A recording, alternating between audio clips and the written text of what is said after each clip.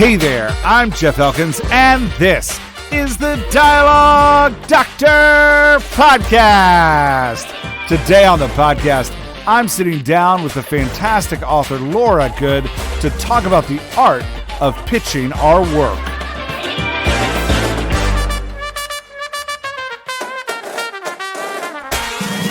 Okay, let's talk Dialogue Doctor World for a second.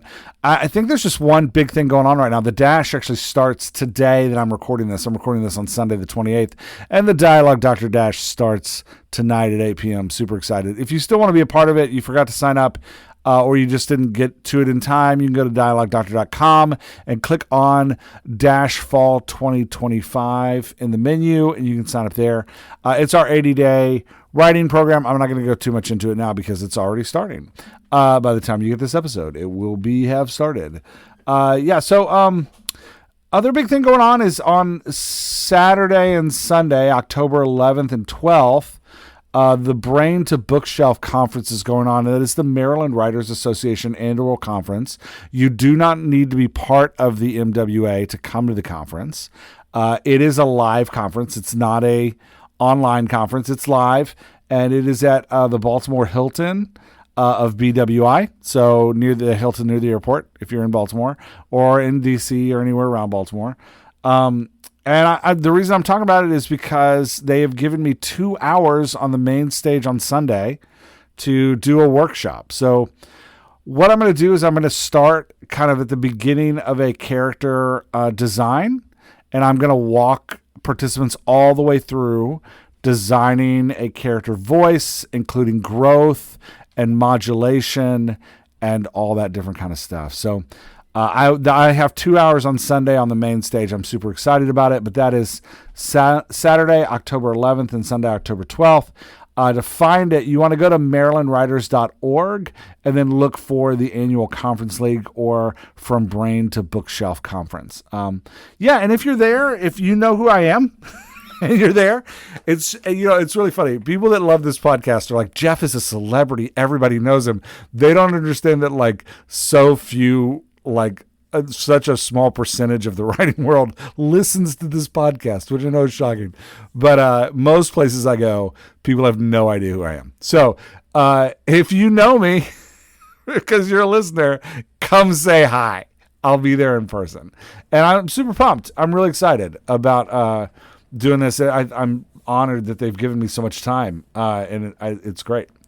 So that'll be Sunday, October 12th at BWI. Come and join us. And the keynote speaker is great. His name's Reed Farrell Coleman. He's a very lauded author. I'm excited about hearing him and what he's got to say. Come and join us. That's going to be a lot of fun. I think that's it in Dialogue Doctor World. There's not, once the dash starts, we all kind of just dash away. For a personal update, I had a really tough 2 weeks at my day job, just very emotional 2 weeks at my day job. And so I don't know about y'all, and I can't even remember if I talked about this last week, but when I have an emotional week at the day job that pays for life, it's hard to write. But this week I was able to get back on the writing horse, which is great. And I started Saturday. I had 2 Dialogue Doctor meetings on Saturday, and then after the second meeting, I was like, I am going to force myself to suck it up, Buttercup, and get back to writing. And I had a 5,000 word day. It's great. Cranked out 5,000 words, and they're pretty good 5,000 words. So I'm really excited. I'm writing Nerds Season 2 with J.P. Rhineflesh the 9th.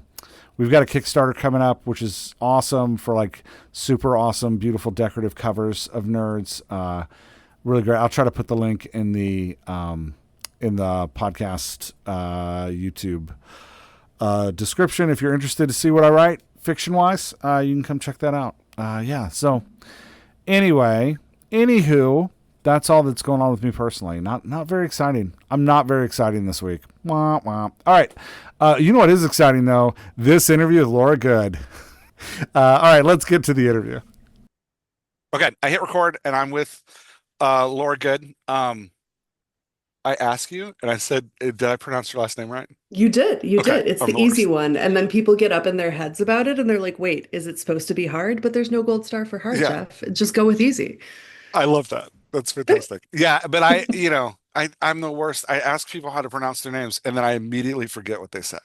It's it's I terrible. understand. I Okay, understand. I'm gonna read your bio real quick, Great. because I want people to know how accomplished you are, so that they will listen to what you say. Great. Laura Good is an author of a collection of poems, Become a Name, and a YA novel, Sister Mischief, which was Best of the Bay pick by San Francisco Bay Guardian, and a selection of two ALA honors lists. With a director, Mira Menon, she wrote and produced the feature film Fair Goes Bang, which I watched the trailer, by the way, is fantastic. I'm really excited to watch that, which premiered at the Tribeca Film Festival and won the inaugural Nora Ephron Prize from Tribeca and Vogue.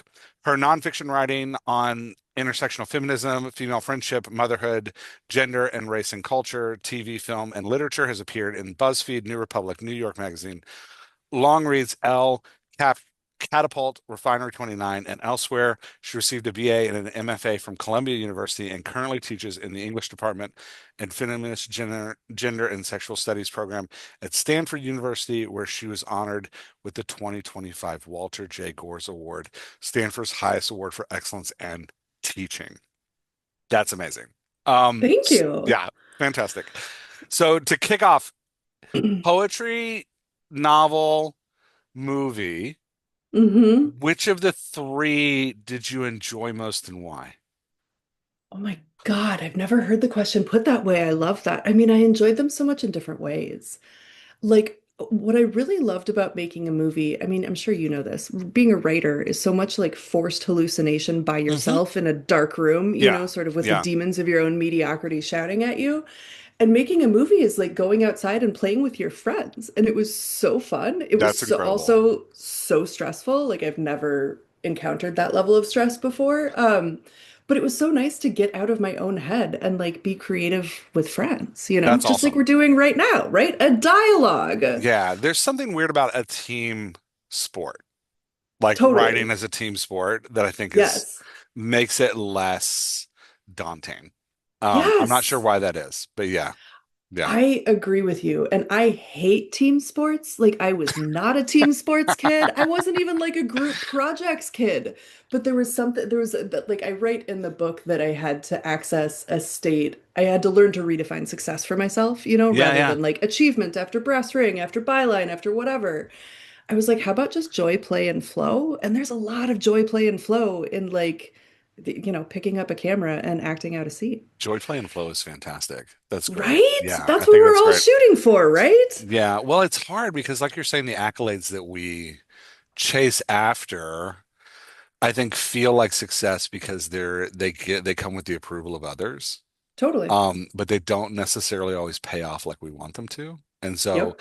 even when they're achieved, there's a weird like loss of like, okay, I got this thing. Why is the world now not like holding my parade type thing? Yeah. Exactly. Yeah, yeah. Exactly. It's so, I mean, I call them champagne moments, and there's so few of them in a writer's career. And, Hmm. they can be like sparkling grape juice moments. I'm inclusive of the sober here. Yeah. But like again, there's so much forced hallucination in the dark room by yourself and so little going out and I love the approval of others. That's a really fun That's thing fantastic. Yeah. sometimes. Please. Yeah. Yeah. Right? Yeah, yeah. I just had the launch party for this book was just last week and it was really the first Oh, time it's nice. like met an audience. And I was looking out at this crowd of people being like, you guys showed up on a Tuesday for my dinky little butt. Like, that makes me feel warm and happy inside. Yeah. But that wasn't about the achievement of it. That was just about like community, Yeah, honestly. yeah. And I think it's important to distinguish those things too. That's really interesting. Yeah, and community, we're gonna get into that because community plays a lot in your book. The book, by the way, I'm gonna hold it up so everyone can see it. It's oh wait, hold on. No, your camera's not doing that. That's nice. It's Pitchcraft. And it was I read it. It's fantastic. Oh, thank Yeah, you. yeah, Do you nice think, job with it. It's really good. thank you. Do you think that your screen is blurring it because of what we talked about offline, that I'm a spy and everything I've It sent you is is, yeah. redacted? And Yeah, that's what it is. No, it's I think blurring that's what because it is. I can turn my blur off, but I have a weird I keep my well, okay. This is not No, something anybody wants to know. it's better for my It's government not pretty. cover, you It's know? not pretty behind me. Like, I just blurred I think out. it's great. Yeah, I and think what it's is on great, the Jeff. whiteboard?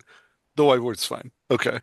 Yeah, the whiteboard's a brainstorm on a concept for a screenplay that I might work on next. So that's yeah, I love that's like a doodle and vision board like that. I was just talking to someone else about how Faulkner used an entire wall of his barn to like map oh out my his gosh, stories. that's amazing. Yeah, And then I started thinking about the mechanics of that, and I'm like, well, would he have had that much paper? Was he just using like chalk on a barn it's really wall? funny. I have some I questions, hope right? so. I hope he I hope was. so too. Yeah, Yeah. when I started writing like 10 years ago, I was working for a nonprofit and I had an office that was like the most amazing office ever because three of the walls were just whiteboards. Mm-hmm. And it was incredible. And it was so great because I could take a wall and just like brainstorm and work on things. And I'm Exactly. so sad that I've never been able to reach. And now post COVID, I live in my basement and I have this little board here and then like another like little board over there, and that's all I get now. We need more Um, boards for you, I need more Jeff. boards. I need so many more boards. Anyway, my wife says no though. She's like, no, you can't have more. Okay. Well, you Um, should listen to her. I well, I want to stay. So I was gonna um, say, if you want to stay in the basement, then you should listen I to want to stick around. her. I want her to keep me. Yep. So yeah. Okay, that's enough about me. Let's talk about the book. So um I especially relevant I think for everybody right now. I was going to say for me, I'm currently querying a screenplay, but I think for everybody right now with I'm finding with the shift to with the invent the intervention of AI into Mm-hmm. the creative indie space that has multiplied production in a lot of Mm-hmm. ways. Mm-hmm. Um, and in many ways, the realization that even before AI became a strong writing tool, that supply may have outweighed demand for Mm-hmm. like genre-based fiction. And it's not that you can't make money, but it's just that it's harder. It's a lot Mm-hmm. harder. And Mm-hmm. the tail is a lot smaller. Um, Mm-hmm.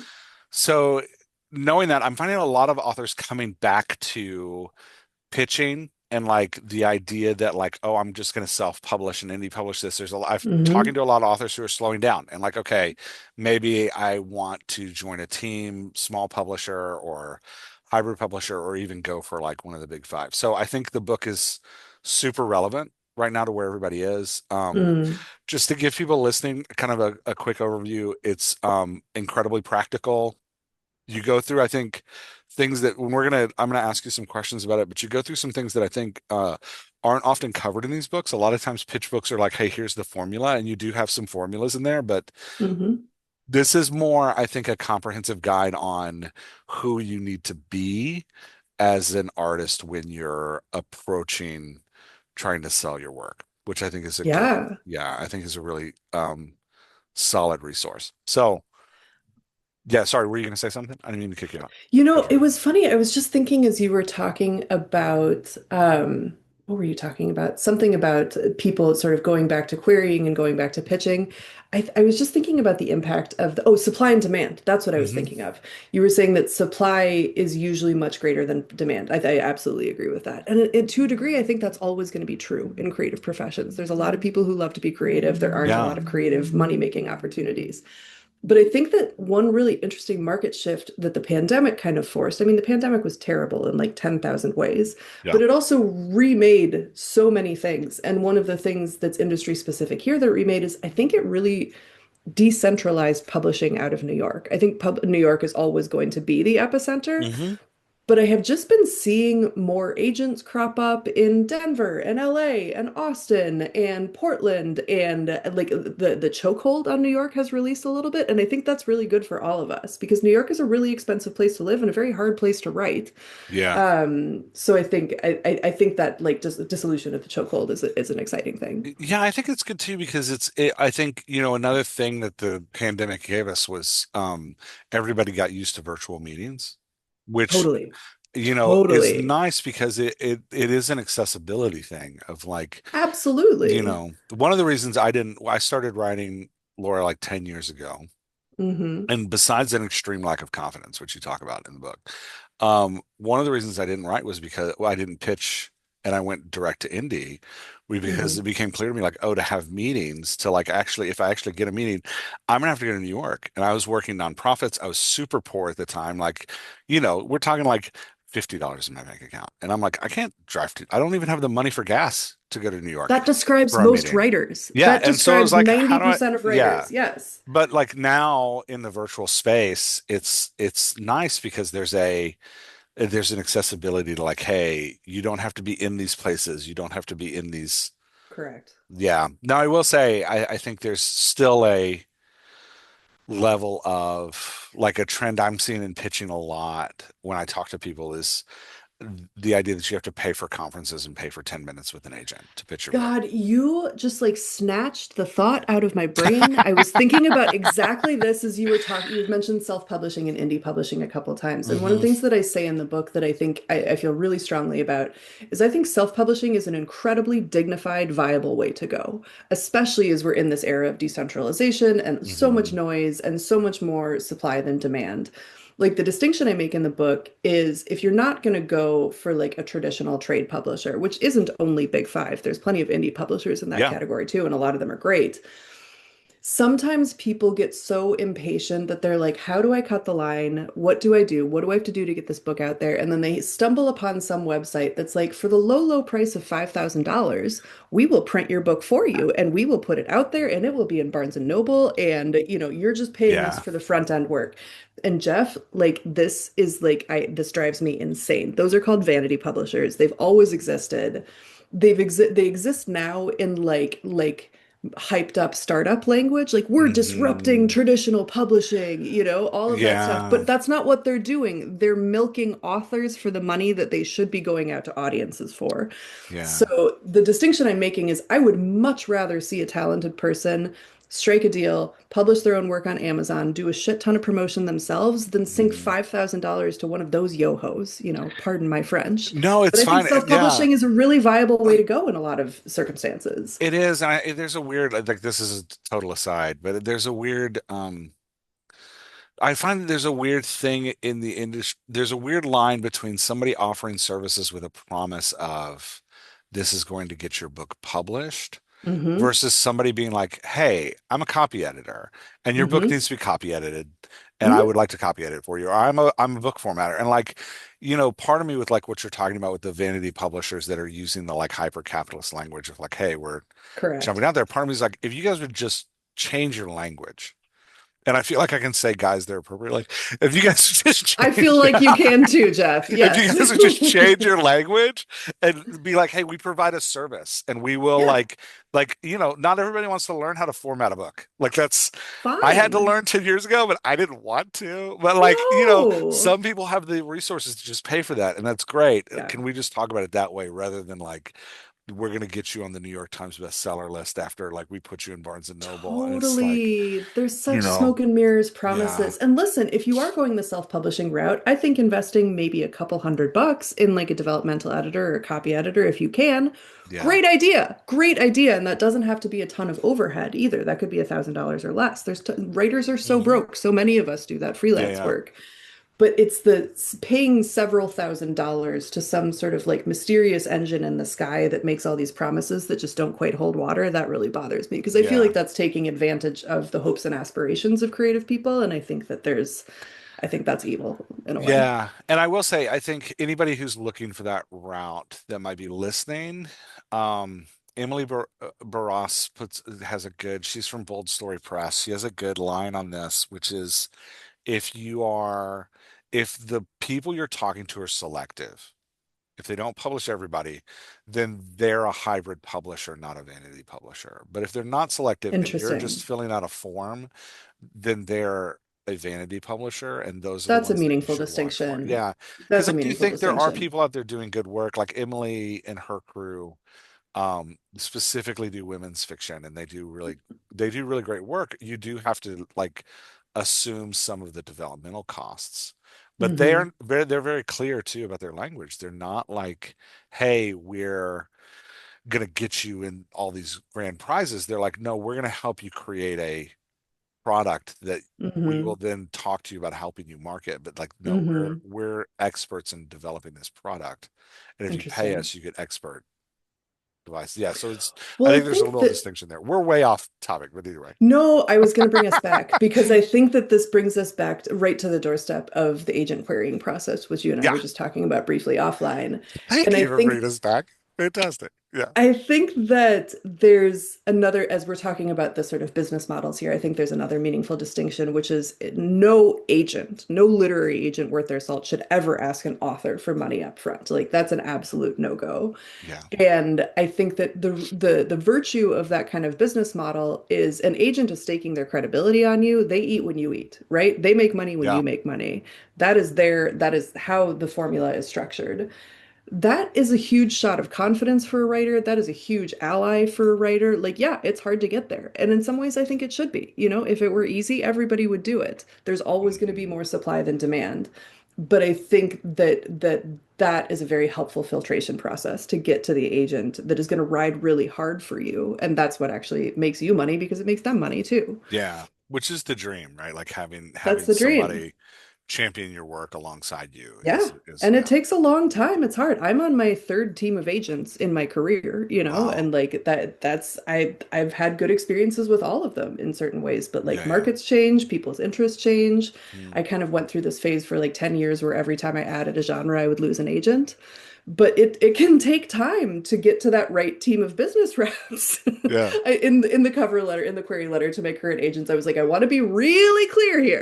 Like I'm going to be doing a lot of things. Yeah. Here's my Like, supersized query for that's like right. two novels, a work of It's nonfiction, really a book funny. of poetry. There's gonna be more. Yeah. And their response was like, cool, love it. Let's bring in two people. Like this is too Yeah. much work for one. But like that's a Yeah. process of refinement that just takes time. Well, and going back to like the pandemic and changes in the industry, I think part of the beauty of what's happening is the artist is becoming more central. So like what you're Yes. describing is that like you as the Yes. artist, which ties back into the book. So I want to talk to you first about confidence.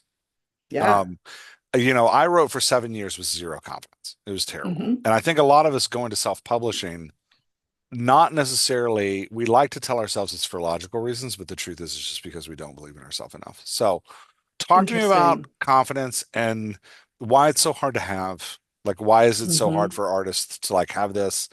And you make a distinction in the book between having confidence and performing confidence. Thank you. Talk a That's little bit about exactly that. where I was going. Yeah. Yes. So I would define confidence in this sort of bifurcated way that you just gestured to, which is there's a performance of confidence, which is what happens in a pitch. Like, hey, editor, who I've never met, I am so excited to pitch you this story. I know you're going to be so excited about it. I'm just going to take you on this like charm ride until you give me some money for this idea. That's a pitch, right? Like in very Hmm. clinical terms. Yeah.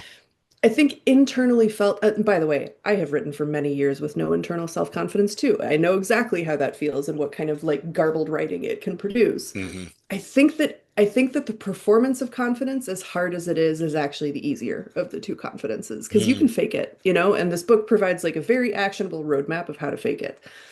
I think that real confidence comes from an internal belief that you are qualified, that you deserve to be doing what you're doing, that you have just as much of a right to do it as anybody else, and that you're going to keep doing it no matter what happens, right? Those are gifts of maturity. That's hard shit. You're Yeah. laughing because that's hard, Well, right? I'm Like we laughing are because my internal grown-ups. monster was like, none of those are true. Yeah, totally, totally. Yeah. Mine Yeah. too, all the Yeah. time. I mean, so many days I sit at the desk and I'm like, you are a no talent garbage fire. Yeah. What are we Yeah. even doing here? Yeah. You know? And I think that, like I said, internally felt confidence, very hard won gift of maturity, but like worth working on. And I do think Mm. this gets to some of the other parts of the book, like jealousy and competition. I do think that one thing that facilitates that real, like 24 karat gold internal confidence is learning to be happy for other people.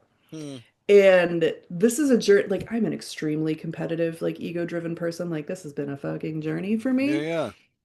But I find that when you can locate a sense of truly believing that success is not a zero-sum game, and that if my friend Jeff gets like a $200,000 book deal that lands him on Oprah, that didn't take anything away from me. That's just Yeah. great for Jeff. And maybe that's like a good indicator that something great might happen to me too. Hmm.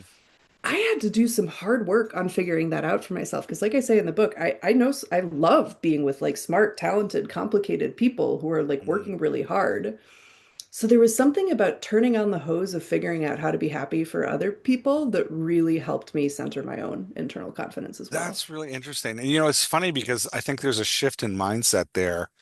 Like you're Hmm. talking about the like competitive mindset of like, oh my gosh, I've got to Yes. perform at this high level to beat these people so that Yeah. I win the gatekeeper's approval, as Yep. opposed to, hey, if they get through the gate, they're on the other side, maybe they can bring me too. Hmm.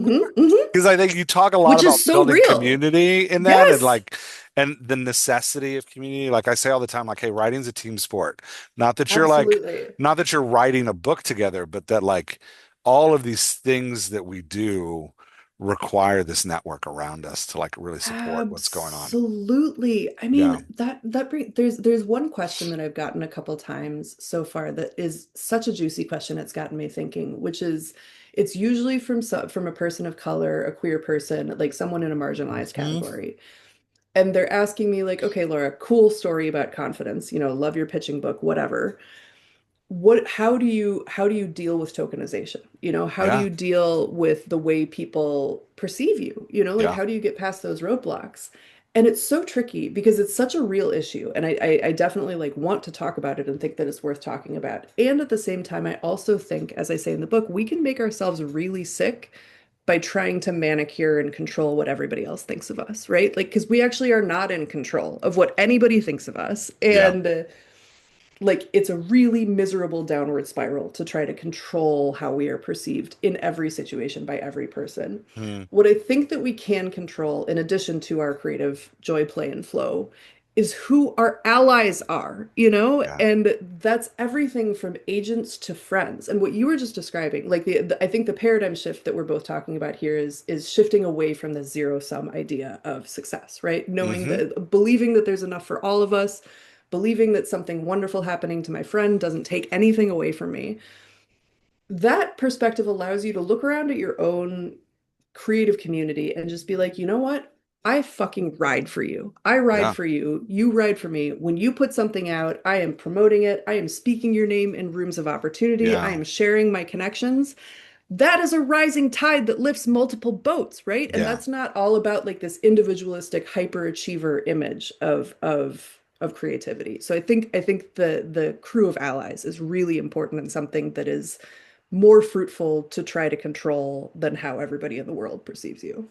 Yeah. It's fascinating. I was talking to my wife about this last a couple days ago. We were talking about there's an old Adam Grant book called Givers and Takers. Have you ever read that? I have not, but I love his work and It's God, I really know. fascinating. He talks about there's three types of people in the world. There's takers, givers, and justice people.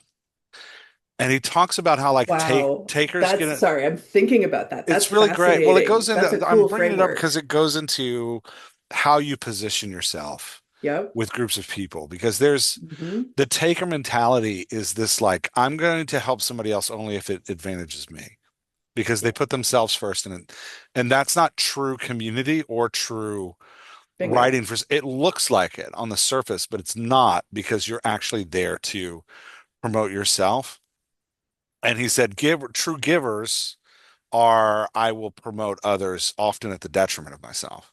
Hmm. Justice people are I will promote others as long as we're in like a copacetic relationship, as long as like I'll have you Hmm. back, your back if you'll have my back.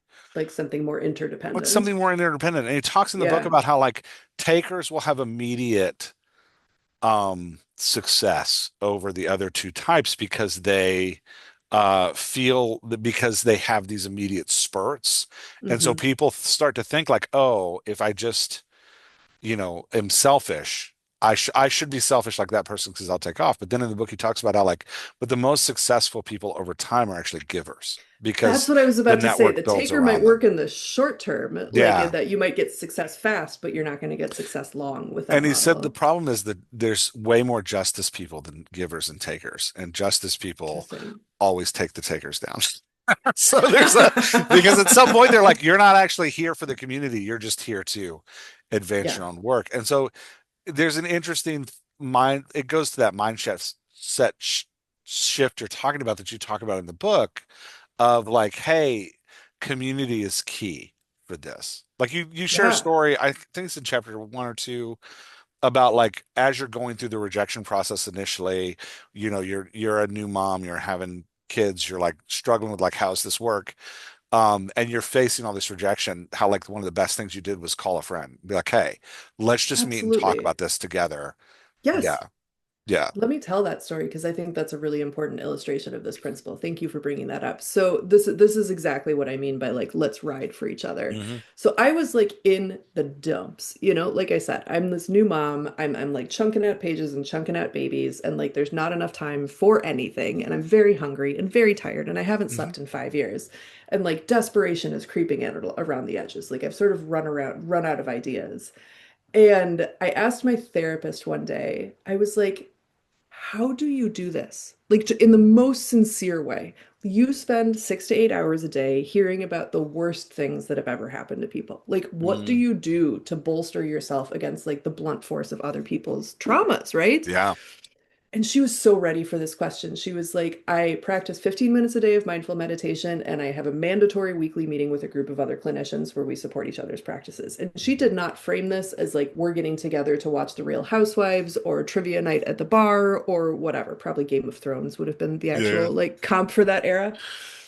And I was like, what if I took myself this seriously? Like, that is a professional who takes herself and her practice Yeah. seriously. That is what it requires to ask for support. You have to be taking yourself seriously. So I made the weirdest phone call to my friend Adrienne Van Young. Shout out to Adrienne. We went to graduate school together. At the time, we shared an agent, and I was like, weird question. Could we have like a 30-minute monthly call where we just support each other? It's our Mhm. professional wellness check-ins. We're just supporting each other's practices, asking each other's questions, just writing for each other. Yeah. We've done that for 7 years. He's acknowledged in this book. Like we've read multiple manuscripts for each other. Like that man is my ride or die. And I am so grateful for that. And that's a model I pass on to my students all the time. And I think like I really like this Adam Grant givers, takers, justice seekers model. And I think like I work in education, obviously. So I see Mhm. all of those types all the time. Yeah. But I Probably can levels of honest desperation that make them Oh, very clear. honey, we can totally talk about that. Woo! The kids are not all right. No, yeah, yeah.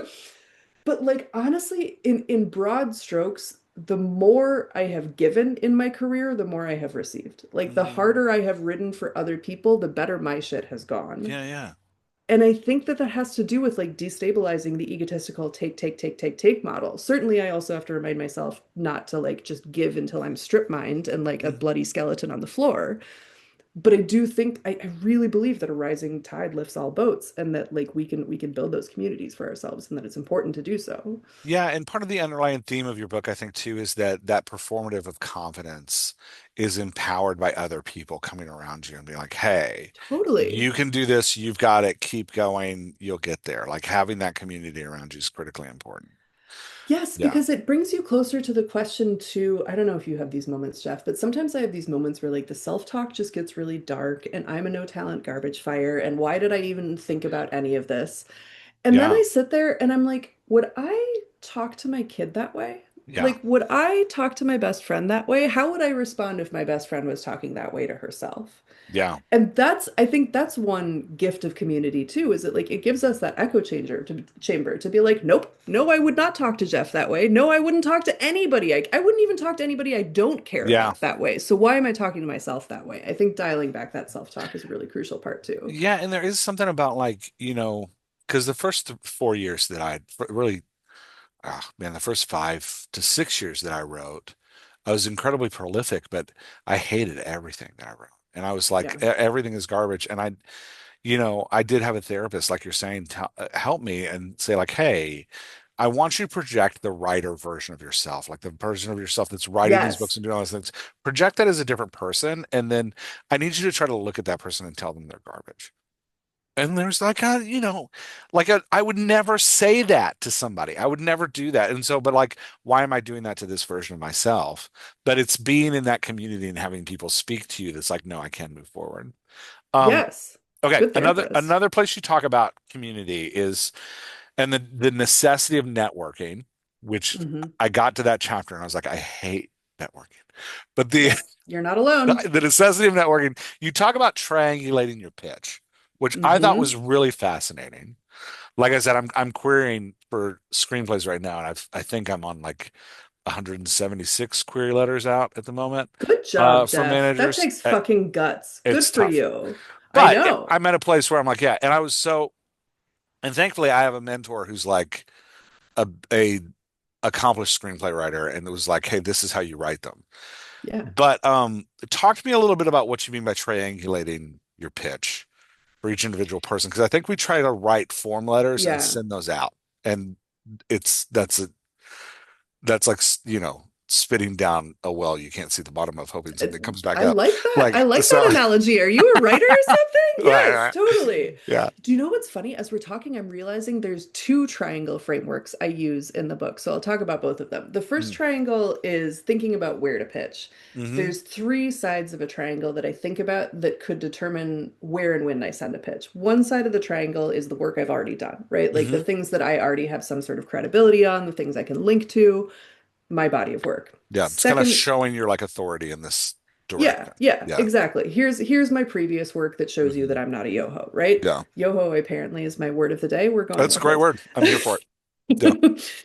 Side two of the triangle is my aspirations, like the things Mm-hmm. that I want to do that I haven't done yet, good ideas I have, things that connect to something I've done in the past, expansions, like new ideas, shots in the dark, whatever, aspirations. The third leg of the triangle is external information, Mm-hmm. contacts, opportunities I see, a pitch call that someone just put out on Instagram, an editor that a friend just had a good experience working with, right? So say that I can connect two sides of that triangle, right? Like there is something in my published work that connects to a new idea that I think I might have more success pitching because I have like a leg to stand on. Cool. Mm-hmm. Two sides of the triangle, we love it. That's probably a pitch I'm going to send out if I can connect two sides of that triangle. If I can connect those sides of the triangle to the third side, which is a piece of external information like an editor who I have good reason to believe might be interested in it, Mm-hmm. that pitch is going out this week. Like that's a slam dunk is connecting those three sides of the triangle. Now, Jeff, we're going to go to triangle number two, which looks like Dwayne the Rock Johnson. Like it starts with very broad shoulders and then winnows into like a little tiny like Yeah, six yeah. pack ab waist. My kids are It's obsessed with The Rock, it's and an it's upside really down funny. triangle. Yeah. It's an upside down triangle, Yeah, yeah. exactly. So the Dwayne Johnson upside down triangle is the structure of the pitch email that you actually write. Mm-hmm. And that goes something like, and this can also be the response to the editor who's expressed interest. It's something like a paragraph of like, here's my brilliance, here's my excitement, here's all the things I'm going to bring to the table of working with me that are going to get you whipped up into this like Mm-hmm. froth of excitement.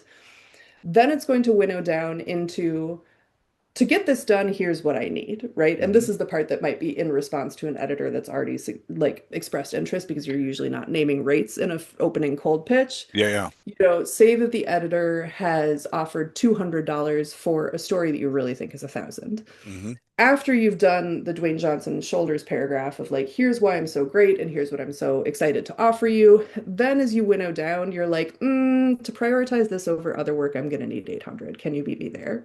Yeah. And then you get out, right? So the structure of it is basically like, here's all the great things about working with me. Here's all the reasons you should work for me. Here's the bond that I'm building to get Mm-hmm. you invested in me. And then once you're invested, that's when I go in for the kill of money, right? Yeah. Those are my triangles. Yeah. And I think that negotiation that you talk about in the book and the like, I think if any of us don't like if we don't have confidence to pitch, the idea that are we going to talk about money is terrifying. That makes sense? Absolutely. Yeah. It sure does make sense. I've thought about that connection quite a bit, Yeah, Jeff. yeah. Yeah. You Yes, wrote a whole yes. chapter on it. Yeah. I sure did. Yes. Yeah. Yeah. Was there So something else we were going to no, say, or no, should I no. I just was bring just up going to that? ask you Okay. like, so talk about the necessity of negotiation and how that plays into like self-worth. God, it's so important. And let me just say, like in my texts, I have had three different conversations about negotiation with people in different industries this week. They were Mm, all women, by the way. So negotiation is an insistence on your own worth, mm. right? Negotiation is a willingness to walk away if you don't get what you think you're worth. Both of those things require confidence. Both of those things require believing that you are worth something. Yeah. Tricky, Yeah. tricky matter, right? Not It easy. sounds so simple, but it's so weird. It's such a weird, Exactly. like, what do you mean I'm worth Exactly. something? Yeah. It's like, Exactly. no, no, please just take it. I'll be here. Yeah, Anything you yeah. want. Do you Yeah, want another totally. one? Yeah. Yeah. Exactly. So I think this gets back to, the fact that all of us should be spending time in therapy. Like, I don't think there's a single person in the world who wouldn't benefit from some modality of Yeah, therapy. yeah.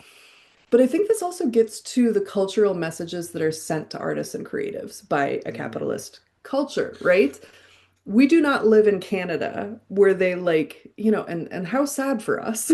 We do not live in Canada where they give these beautiful grants to artists and where there's socialized childcare and socialized medical care and like all of these things that are predicated on believing that they're like basic rights everybody should be entitled to in a society. Mhm. We don't live there. We live in America.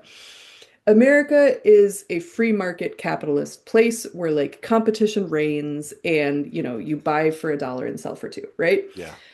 I think that the people who get training in capitalist economics are people who study finance, people who go into business, like people who get MBAs, that kind of thing. Those are Yeah. people who are on a track to be trained in negotiation, not just to Mhm. understand it, but to get sort of regimented practice in it. The whole reason this book exists is because I went to this like conspicuously expensive MFA program, like Mm. very, very expensive, where they had the absolute audacity to charge in a year more than what many Americans make in a year, Mhm. right? Yeah. And then did not breathe one single word about how to make a living as a writer. Yeah. So it was just like, here's your debt, here's your craft, figure out the business part on your own. Good luck. Yeah. And I remember going into conferences with professors I really liked who were brilliant and generous and wonderful in many ways, and just being like, so what is the next step? Like, say that I want to publish a book. What do I do next? Yeah. And literally, these like recognized professionals would throw their arms in the air and be like, I have no earthly Yeah. idea. Like, Like, I good teach luck to you. college. Yeah. Exactly. Yeah. What are you talking about? Yeah. Best of luck, young Yeah. upstart. So I was like, what the fuck kind of scam is this? So I started, I mean, there's many ways I could tell this story, but the short version is I dumped everything I had learned about pitching and publishing from 3 years of building or from 10 years of building a freelance career with my bare hands from scratch. Mhm. And it was just sort of like, how can I proceduralize how you write the email to the editor that compels them to give you the gig that comes with money, right? Yeah. So I guess one of the things I'm pointing out is I think there's a basic gap or failure in the training that artists and creatives get about like here is how to talk about money, here is what you should expect, here are some things to know. Like Mhm. MBA students get that all day every day. MFA students get none of it, right? Let alone the people who don't get an MFA too. Yeah. Well, and I So also I hear you saying there's a direct discrepancy between the craft of writing, which tends to be thoughtful and imaginative, versus the spirit of capitalism, which is that move fast and break things. And so like absolutely. capitalism is like, quick to market as fast as you can. Mm-hmm. And Mm-hmm. like we'll fix it once we sell it. Whereas the craft of writing is more like, hey, go lock yourself away for 2 years, come up with this beautiful novel, and then come out and hope somebody will take it. And there's Yeah. just a I love the like what you're talking about in the book as like you have to adopt that Mm-hmm. capitalist mindset when it comes to selling your work.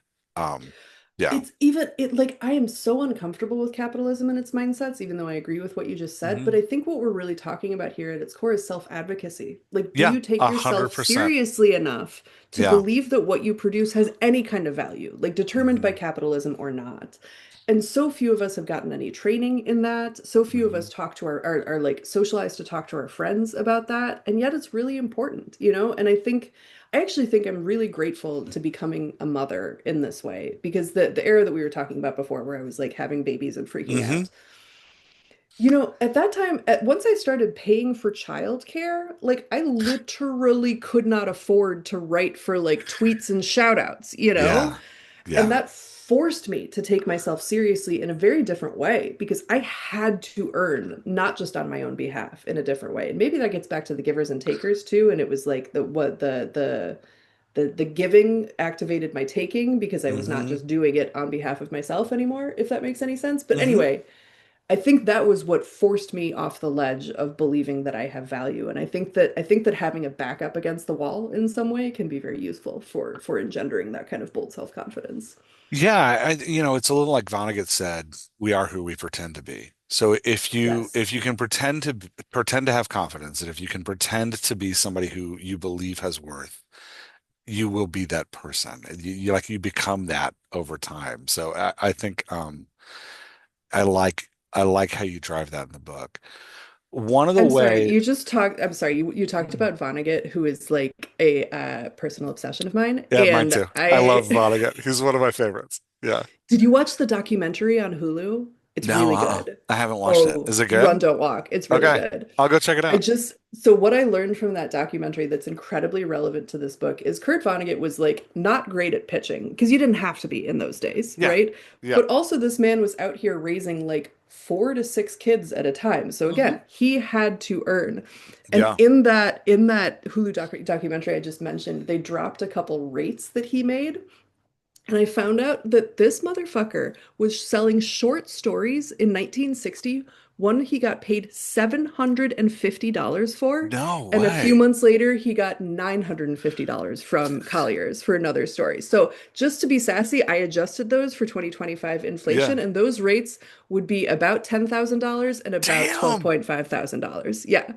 But I think this is a really important Oh thing to talk man. about, not just so we like have a heart attack and hate ourselves, but this speaks to the wage stagnation issue of all of this, right? Like Yeah. wage stagnation is an issue across industries. Certainly writing is not alone there. But those are figures where like a man could be writing short stories and supporting a family. And we don't Yeah. live in that world anymore. So I No. think that the self-advocacy skills become all the more important because the money is scarcer and harder to get. Well, and it's interesting because you say those numbers and my immediate internal reflection, like just to kind of speak for what I think people listening to what you just said might respond as, well, I get those numbers too if I wrote Slaughterhouse-Five, right? Uh, But that's He didn't write Slaughterhouse-Five until like his and 50s. yeah, and you're missing the point. Like if this is Yeah. something I've had to correct in myself that I think your book gets at is you're missing the point in that he was the person who wrote Slaughterhouse-Five because he believed in his own work or at least Yeah. pretended to, right? And Like, because he had 30 years of experience leading up to writing yeah, Slaughterhouse yeah, Five yeah. too. And every No, overnight success is preceded by is decades of preceded by hard decades. work. Yeah. Yeah. But it's that like, you too might also be the person that writes Slaughterhouse-Five, but you have to believe in your work and get it out there to actually make that happen. If I'm Bingo. making any sense at all, like just Yes, to bring that circle around to what absolutely. you were talking about before of like Yes. that self-advocacy. Slaughterhouse-Five is a fantastic book in a drawer somewhere if Vonnegut didn't learn self-advocacy to like go and get those. Yeah. Exactly. Yeah. Exactly. The gumption to press send is what I call that. Like Yeah. I lay out the sort of steps of pitching in the book. And the most important step is pressing send, Yeah. And like, it is not important that the email is perfect. It is not important that the idea is fully developed. It is important that you put it out and present the opportunity for yourself. And that can be Absolutely. the hardest part. Yeah, yeah, yeah. I was funny. I said I'm pitching a screenplay, and it's a political, heartwarming drama that ends with an assassination attempt in Utah. Hell yeah. We wrote it like back in I was gonna July. say it sounds kind of timely, Jeff. Yeah, so we wrote it back in July. So when like news blow up. I emailed my mentor and I was like, hey, maybe we shouldn't query this. Like, maybe we should stop. And he was like, stop seeing things as disadvantages and start seeing them as advantages. I was like, Yes, oh, absolutely. yeah, but The my immediate prescient. mindset is to be like, oh, I should stop. And what you're Yeah, talking about, even in like negotiations and salaries, is be like, no, no, press forward, understand your worth and drive for it. And yeah, absolutely. yeah. Oh, I'm Um, excited about this for you. one of the vehicles that you talk about in like defining your self-work is the book proposal. Hmm. I want to give you a minute to champion that because I don't think it's Hmm. something authors do, especially fiction Yeah. authors. They don't Yep. do it, especially self-published fiction authors. They never even try. Hmm. Um, I think I sometimes people self-publish just because they're so intimidated by this process and they want to skip it. yeah, I've done some ghostwriting and you always have to write one Hmm. and I think it's a fantastic exercise, even if you're not going to Hmm. query somebody else. So I talk agree. about like what book proposals are, why they're important, that kind of Yeah, totally. thing. Yeah. Absolutely. So let me start with the obvious and I'll go with the non-obvious. The obvious part of any book proposal is your work sample, right? Like for a fiction writer or for a novelist, that might be like the first 5 chapters of the book. It's usually Hmm. something like the first 5 chapters of the book in both fiction or nonfiction. That's the part you're going to have to do anyway, right? And you're going Hmm. to want that to be good no matter what. So, including a polished work sample, obviously one of the biggest things that's going to influence a decision maker reading it on Hmm. the other end. What I think is opaque to many authors is the business roadmap to Yeah. your idea meeting audience dollars that the Hmm. book proposal presents. And again, I think this gets back to the lack of training and the lack of confidence, and artists aren't socialized to take ourselves seriously as business people who are Yeah. meeting a bottom line. But if you think about that, if you think about it that way, the business proposal is really just a plan for like how this story meets its audience, right? And Mhm. that's going to include the work sample, like I already mentioned, but it's also going to include a pretty detailed series of information about your marketing platform, right? Don't panic if you don't have 100,000 TikTok followers. I have never in my life had more than 5,000 followers on any platform.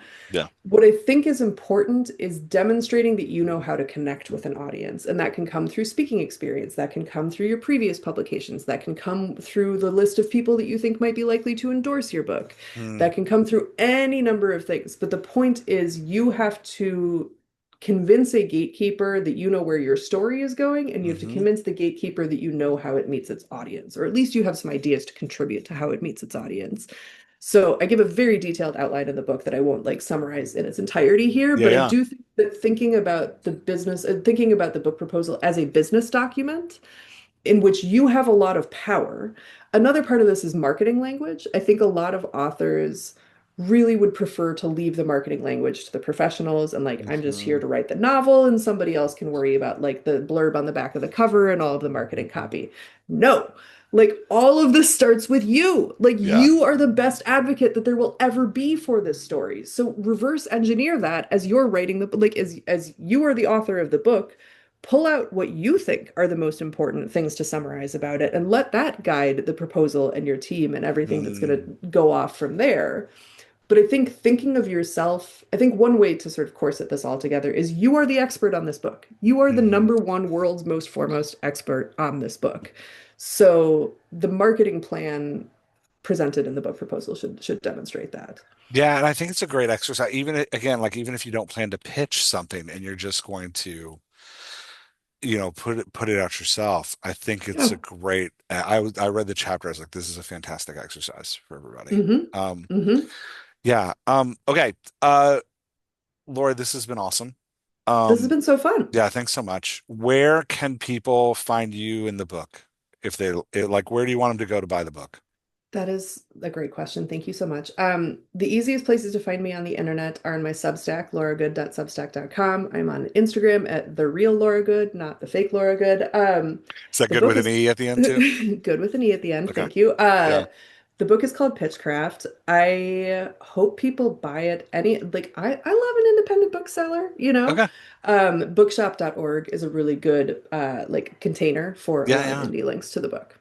Yeah. Yeah. Okay. Great. I will also mention it ranked on Amazon this week, and that was the first time anything of mine has Hey, ever ranked. congrats. So that's the first shout out Amazon That's has ever awesome. gotten from me. Thank you. Yeah. Yeah, it was in the business of the booming business of writing category. Awesome. Um, that's great. All right. Well, I'm gonna hit stop and you and I can chat a little bit more.